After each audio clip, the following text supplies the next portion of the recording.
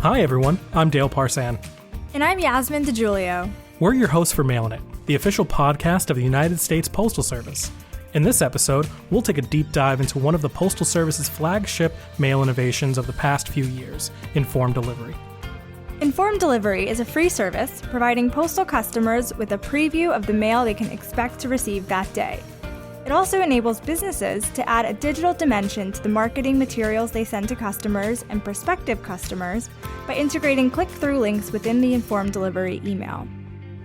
In this episode, we'll cover how Informed Delivery fits into the Postal Service's ongoing investments in new technology, how customers and marketers use Informed Delivery, and how Informed Delivery and other tech investments are helping make the Postal Service more relevant to younger people who live so much of their lives in the digital world. Our guest for today's episode is Bob Dixon, the Product Technology Innovation Director for the United States Postal Service. Bob oversees the development of new technology-based products and services that extend the suite of Postal Service offerings to both consumers and businesses. So, one of the most important mail innovations over the past few years has been Informed Delivery. Dale, do you use Informed Delivery? Yeah, Yasmin, I've been a part of Informed Delivery since its early onset. I joined at first just out of curiosity, but I found myself relying on it day to day. It's interesting, at the beginning of the pandemic, I found myself relying on my Informed Delivery emails to help me better understand when would be the best time to go down to my mailbox while everyone was staying indoors. It makes sense for those cases where your mailbox isn't necessarily right at your front door. And what about you? Yeah, so I have to admit, I was a little bit skeptical about Informed Delivery when I first heard about it, as someone who typically doesn't get a whole lot of things in the mail. But I moved recently, and when you file your change of address with the Postal Service, there's a box you can check to sign up for Informed Delivery. So I thought, I'll give it a try, see how it is. And let me tell you, that email that I get every morning is something that I look forward to when I wake up to see what kind of mail is coming into my mailbox now, my packages, it's all in one place and it's super convenient. Wonderful. That's great to hear, Yasmin. Why don't you introduce us to our guest? So as Dale mentioned, our guest today is Bob Dixon. Bob has been with the Postal Service for over 20 years and works with businesses, customers, and internal clients to figure out how we can use technology here at the Postal Service to solve their problems. So Bob, welcome to the Mailin' It podcast. Thanks for having me. I'm really excited to be here with you all today. We're excited to have you with us as well. Before we begin, could you give us a little bit of insight into your role at the Postal Service? Sure. So as Dale said earlier, I'm the Director of Product Technology Innovation for the Postal Service. I like to say that my job is to make stuff up for a living. I think I have the best job in the Postal Service.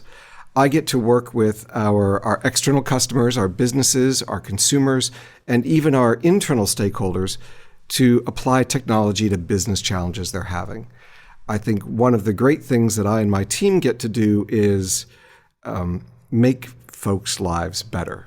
Whether it's giving, like we gave Dale, the images of his mail pieces in the morning, or whether or not we give people insight into how effective their mailing campaigns are. In the end, we get to give people more value out of their experience with the Postal Service. And I think that's, really an exciting thing to do every day. Wonderful. Thanks, Bob. So what are some of the more significant innovations that you've seen the Postal Service since you joined? When I look at what I think is the most exciting thing, I think about the Intelligent Mail Barcode. Not really sexy to a lot of people. If you look at the envelope, you're like, what are those squiggly little lines under my address? I don't understand. But that's the technology that empowers so much of the other things that we do to give people value. That rolled out in the early 2000s. And since then, we've been using that technology to build everything else we've been innovating. Like Informed Delivery? Exactly. Informed Delivery would not have been possible without the Intelligent Mail Barcode. That's the piece of information on the envelope that tells us where the mail is going, who it's going to, and in a lot of ways, how to get it to you. So Bob, in your own words, can you describe what Informed Delivery is? Informed Delivery really is the digital representation of what's coming in your mailbox every morning. So it's got a couple of sort of core pieces to it. The first and the center is the representation of the physical mail piece. And that's a black and white image of a card or a letter that's going to be arriving in your mail, we'll say officially soon, but usually that day, right? The mail is always the center of informed delivery. Without the mail, there would be no digital impressions. So first and foremost, that's what it is. We have added things to informed delivery to drive additional value as it's evolved. The first piece we added is what we call the campaign. The campaign is a full color image provided by a brand, a marketer, or someone that goes with the image of their piece of mail. And so what happens is you see the physical piece of mail, and then you see that full color representation below it, and that full color image comes with a link that you can click. Together, all of that is the campaign, which can cause the consumer to go take action on whatever the mail piece is. There is also now, at the bottom of your informed delivery, there is all of the packages coming to your house within the next few days. Usually when we see something in the network, if it's 3 days or fewer to get to your house, we're going to show it down at the bottom of informed delivery. We do that so that you don't have to go to USPS.com and type in those tracking numbers anymore. So no longer trying to transcribe them off an email or click on something. It's going to come to you proactively every day. As a whole, that is what the Informed Delivery Daily Digest is. It's that email or that dashboard view that you see with all of that content in there. So Bob, that's a great segue into informed delivery and how it actually works. So me as a user of informed delivery, every morning I get an email that shows some of the scanned outsides of my mail pieces that are coming to my mailbox that day.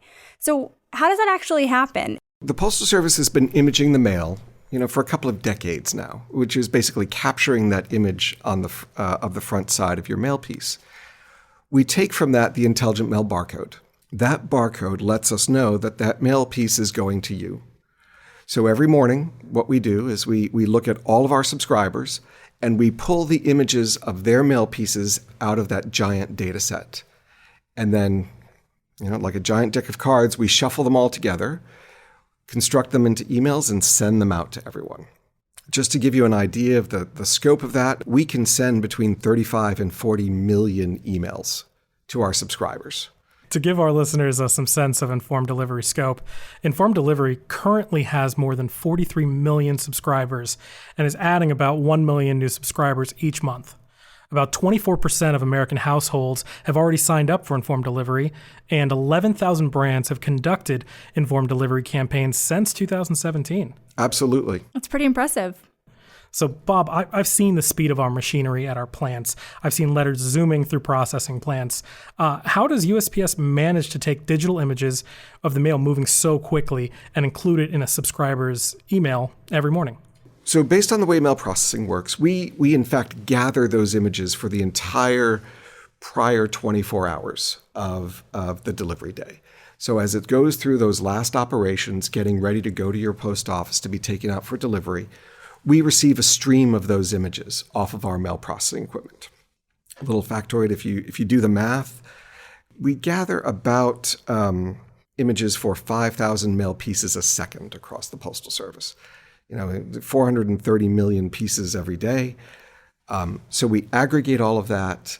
We run our great big process first thing in the morning, and then we send everything out as quickly as we can.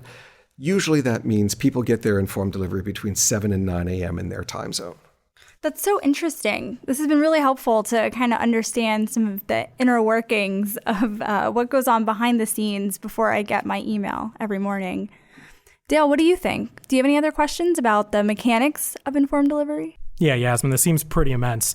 Talking about the security of these images, I'm very curious about how we make sure that the right images are going to the right subscribers. So how do we conduct identity verification when customers sign up? As you said, it's important to make sure the right information goes to the right subscribers. During our sign-up process, we do identity verification to make sure you are you, and most importantly, you live where you say you will do. We work with our information security office to make sure we have a number of processes that have been properly vetted to make sure that regardless of whether you're doing this online or in person, we can do that validation. So if you sign up online for informed delivery, there are a number of questions that you're going to be asked, and it's going to interact with your cell phone. You're going to get a security code. You're going to get some challenges and responses that are going to be used to validate your identity. You can choose not to do it online. And if you choose not to do it online, you can go into a post office where you'll be able to show essentially a receipt for the start of your process to sign up for informed delivery. And they will do what we call in-person proofing, where they will look at your driver's license or your other government-issued ID, complete your account, and then when you get home, you'll be able to access informed delivery. And finally, of course, we will offer an opportunity for you to get an activation code via mail, so that when you start the sign-up process, you ask for the activation code, we send it to you in the mail at the address you're trying to sign up for. Once you get it, you can open it up, enter the code that's in there, and then complete your account. So we offer all of those ways. In addition, we have regular processes that run behind the scenes to scan for any potential fraudulent accounts. Why did USPS develop and implement informed delivery in the first place? Did they have a sense that this was something that postal customers or mailers would be interested in? We knew there was a need. When we were looking at opportunities for innovation as far back as the early 2000s, we recognized that digital was becoming a bigger and bigger part of our consumers' lives. A digital experience was expected with any brand interaction you're going to be having. And so the question became, how does the Postal Service add value to mail and still deliver that digital impression to consumers who expect it? And part of what we did was look at the existing assets we had. As I said earlier, we've been imaging the mail for 2 decades. As technology evolved, as consumer savvy evolved in the digital world, those assets were something we could leverage and gain value to those consumers in an unexpected way.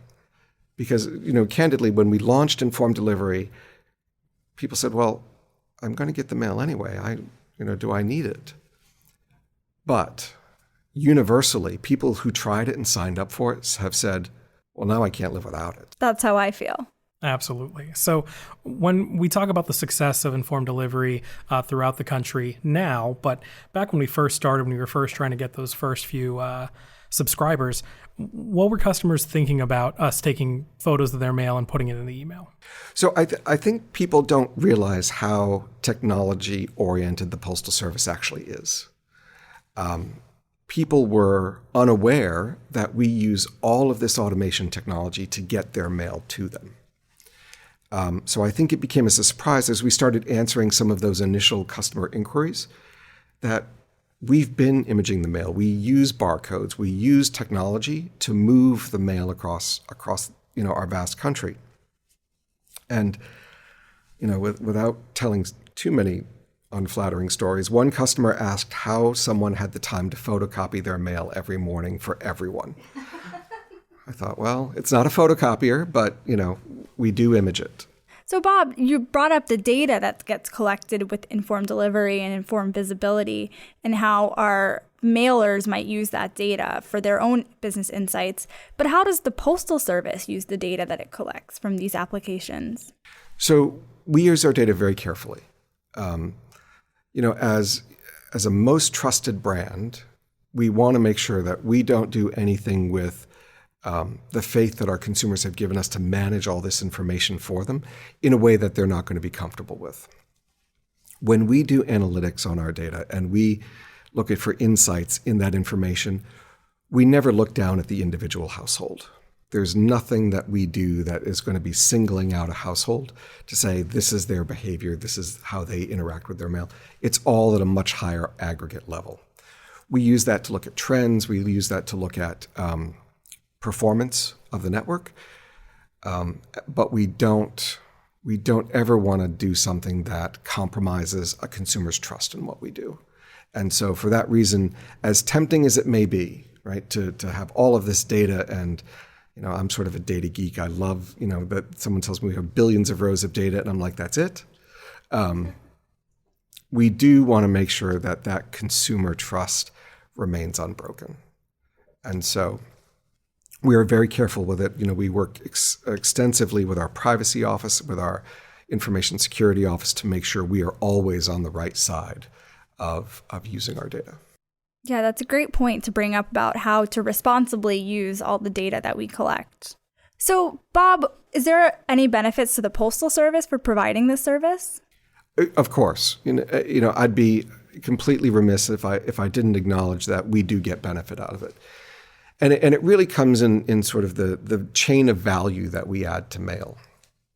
By adding the digital experience, which is driving value to the brands who are using mail for marketing, we encourage more mail. That really is where the value comes. If we make mail more valuable to marketers, we have the opportunity to sort of shift the change in spend. In the last 15 years, we've seen more and more marketing budgets shift to purely digital channels, right? And away from physical channels. By adding informed delivery to mail, we have the opportunity to shift that spend back into the physical channel because it now has a digital component to it. If you were buying pure digital marketing, any brand would be paying thousands of dollars for just the digital impressions, just the pictures of their mail that informed delivery provides as a free service. That's interesting, Bob. It sounds like we're giving tools to the marketers, but how does informed delivery help the Postal Service increase revenue? Sure. So those tools, which are making mail more valuable, for us translate into more mail volume. So what happens as mail becomes a better and better channel for marketers to use, they're generating more and more mail, which translates to more revenue for the Postal Service. Part of that is in two ways, right? There's the experience that informed delivery provides. And that experience is twofold. It's one, giving the consumer the ability to see what's coming and sort of plan their day, but it also plants the seed of that mail piece in their mind, right? So I've seen this, I'm now anticipating it, I'm excited about what I know I'm going to get later, as opposed to I got home, it's been a busy day, I'm just going to shuffle through the mail in my mailbox and I'm going to put it on my desk. Well, now I know what's in there. That mail piece now has some stickiness that it may not have had by me just shuffling through the mail. Again, all translates on the surface to value for that marketer, but when mail is more valuable as a channel for them to get their message out, they're going to use mail more and create more mail pieces to get to a larger audience. And those more mail pieces mean more revenue for the Postal Service. Now that we've gotten a chance to take a look underneath the hood of the technology, I'm curious about how subscribers are interacting and responding. So what sort of impact has informed delivery had since it launched, specifically on the younger people, younger subscribers, who are used to doing everything on their smartphones and not necessarily relying as heavily on the mail? So I'm going to sort of share a story. I'm fond of telling stories. That's, I think, the best way to get something across. I have a nephew. He's now 8 years old, and as a good postal person, I am working very hard to induct him into the culture of mail. And so he gets postcards, he gets letters, he gets all of these things in the mail, and my brother is no longer my friend because apparently my nephew asks every day, where's his mail? And if I haven't sent anything, that's an issue. Informed delivery, when we were first launching, was something we were still getting out there. The best informed delivery I ever received was a personal one. I had purchased for my nephew, in the spirit of inducting him into mail, a magazine subscription for kids, and I got it for him for Christmas. And in this magazine, the publisher had put little postcards that the recipient could write a little thank you note on and drop it in the mail. The best informed delivery I ever got was the morning I saw that postcard come back to me with, at the time, my 5-year-old nephew's scrawling, sort of almost handwriting, saying, "Thank you, Uncle Bob, for the magazine." That is so cute. That's fantastic. It was. I never really knew how heartwarming mail could be until that moment, And it made a huge difference in the day that I had that day. And I think, we talk about informed delivery often in times of brands and mailers and marketing and all of those sorts of things. But I think for me, the most impactful ones have always been seeing that personal correspondence come that I wasn't expecting. And I think for informed delivery, that is, I think, one of its really unexpected benefits is that good feeling you can get from it. That's my cheesy personal informed delivery. That's a great story, Bob.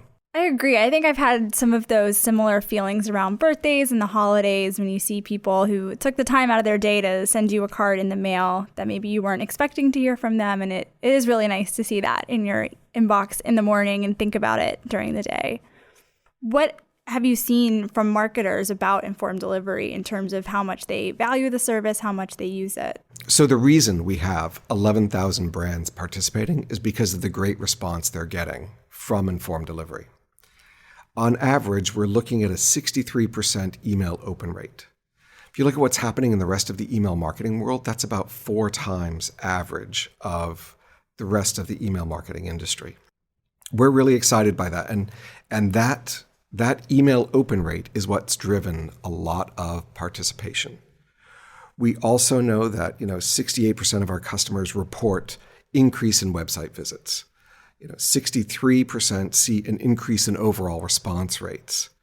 60% say they've got an increase in ROI for their mail, which is tremendous when we talk about what value does the Postal Service get. Better return on your mail investment, again, means more mail, which means more revenue.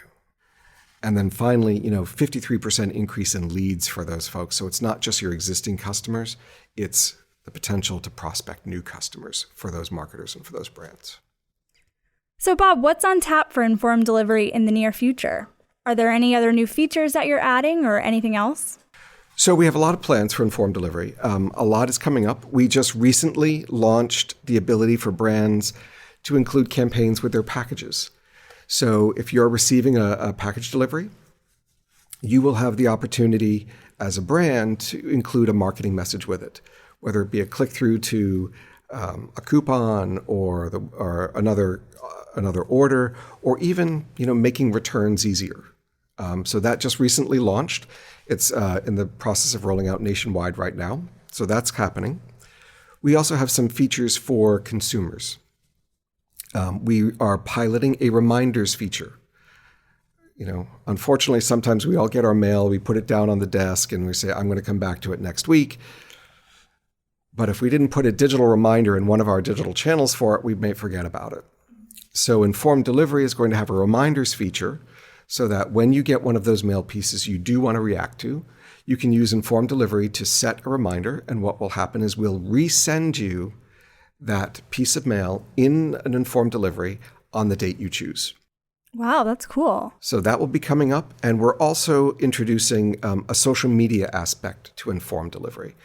So we have a feature right now we're piloting where you can share the campaign portion of informed delivery in your social media channels. So if you get a really great coupon, you get a really great piece of advertising that you think your friends and family might want to share with you, you can push it out to your social media channels. And then later next year, what we will also do is allow you to get your daily digest, your informed delivery mail piece images in your private social media channels. So that if you're not using email, and we know a lot of young people may be not using a lot of email, we're going to enable you to receive it still privately in your social media channels so that while you're checking your feeds first thing in the morning, you'll still be able to see your informed delivery for mail that's coming later in the day. Bob, that sounds like a great addition to informed delivery. So Bob, on my informed delivery, when I look at the packages section, it just has tracking numbers that are clickable links. Will there ever be images of the actual package that are available for me to view? So 2 things are coming to that part of the Daily Digest. First, we will be piloting images of the packages later this year. So you will be able to see a picture from our mail processing equipment of that package. And then you will also be able to see a campaign. So that colorful image I mentioned earlier will also be available for marketers for that package. So you'll be able to see two things there in addition to the tracking number. So, Bob, as we're wrapping up our conversation here today, I think one of the themes that has really stood out to me has just been the importance of that digital connection between the mail and between mailers and consumers who are receiving it. So, have you seen that people's relationship with the Postal Service has changed with the advent of informed delivery? And if so, how? So definitely yes. We're interacting with people differently than we ever did before. And I think the result of that is a relationship in which our consumers and even our mailing customers expect us to be digitally savvy. When we started the informed delivery journey, I don't think there was an expectation that the Postal Service was a technology company. As we've gained new consumers and as our marketers have come with us, they now know it and expect it. And I think it's sort of raised the bar for us in terms of operating in the modern world. We're not just about physical pieces of paper. We're about physical pieces of paper tied to electronic communications. And it's a very different place than where we started.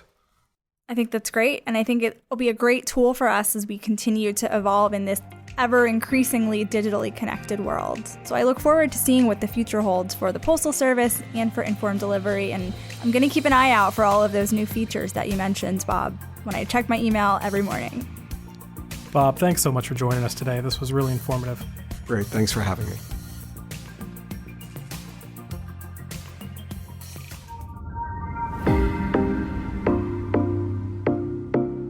And now it's time for Did You Know? This is the segment where Dale and I compete to see who has the most interesting historical or cultural fact to share about the United States Postal Service. Let's see who has the best one. Dale, what have you got for us today? Thanks, Yasmin. This is one that we will definitely cover in a future episode, and it has to do with the Pony Express. The Did You Know is that the Pony Express only lasted for a little over a year and wasn't all that successful. Most people think that the Pony Express was commonplace throughout the Old West, before railroads and the telegraph connected California with the rest of the nation. The truth was that the Pony Express was a company that paid couriers to ride on long routes, switching pre-stationed horses along the way so that the mail was always in motion. They connected two state capitals, St. Joseph, Missouri, and Sacramento, California. I hope whoever was in charge of their publicity got a raise because the whole concept captured the nation's attention. This was especially true because the riders risked quite a lot on rough terrain, encounters with bandits, and hostile Native American tribes. It was a very dangerous job and heroic in many ways. But the whole venture folded in 1861, just after 18 months of operation, because it wasn't very profitable. And actually, a couple of businessmen named Wells and Fargo took over. So, even if the Pony Express didn't last long, it has had a long-lasting impression on the public's imagination. And that's my Did You Know? That's pretty good, Dale. Here's mine. This one's for all the ladies out there. When would you guess did the first woman serve as postmaster in the United States? I'm not sure. And you wouldn't be asking unless it was really early or really late in history. I'll go with late. Maybe around the suffragette movement? I'll say 1920s. That's a good guess, but you're a little bit off. The first woman to be appointed postmaster in the United States was actually Mary Catherine Goddard, who was the postmaster in Baltimore, Maryland, and she started in 1775. She was later formally appointed in 1779, all right in the middle of the Revolutionary War. She was the postmaster in Baltimore until 1789, which is pretty amazing for its time. So how did she get this job? Mary Catherine Goddard and her brother William were very much on the Patriot side of the Revolutionary War. They had both been part of the family publishing business in New England, and that gave them good experience to be postmasters, since publishing and the Postal Service at the time were really intertwined. When her brother left to join the war effort, Mary Catherine filled his role as postmaster in Baltimore. This was a huge vote of confidence in her management skills and patriotism, given how important the flow of communications was during the war. Only 4 cities in the United States were larger than Baltimore at that time, so it was a pretty big job. Just to give a sense of the esteem for her, the U.S. Congress honored her by asking her to be the first printer of the version of the Declaration of Independence that showed off all of the signatures, including the famous oversized John Hancock signature. This is now known as the Goddard Broadside, So when you picture the Declaration of Independence and you're thinking about all of those signatures on that big piece of paper, there's a really good chance that you're thinking of the very first one printed by the very first woman postmaster in the United States. And that was Mary Catherine Goddard. Wonderful. What a great tribute. And I love the pop quiz. I think this one's going to be close. I agree, but I really like the Mary Catherine Goddard story. I'll concede with extra points for the pop quiz. I'll take the win, and we'll leave it there until the next episode.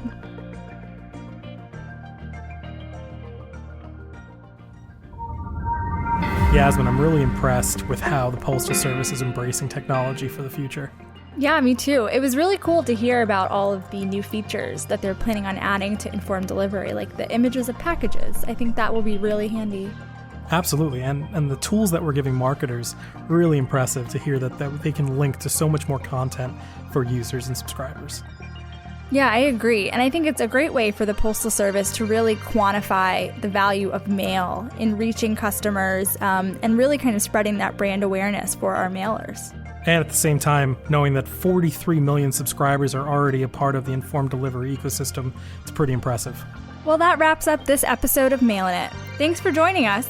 And don't forget to check our website for updates. You can also follow us on Instagram at US Postal Service, Twitter at USPS, and on Facebook. Subscribe to Mailin' It wherever you get your podcasts to make sure you don't miss the next episode.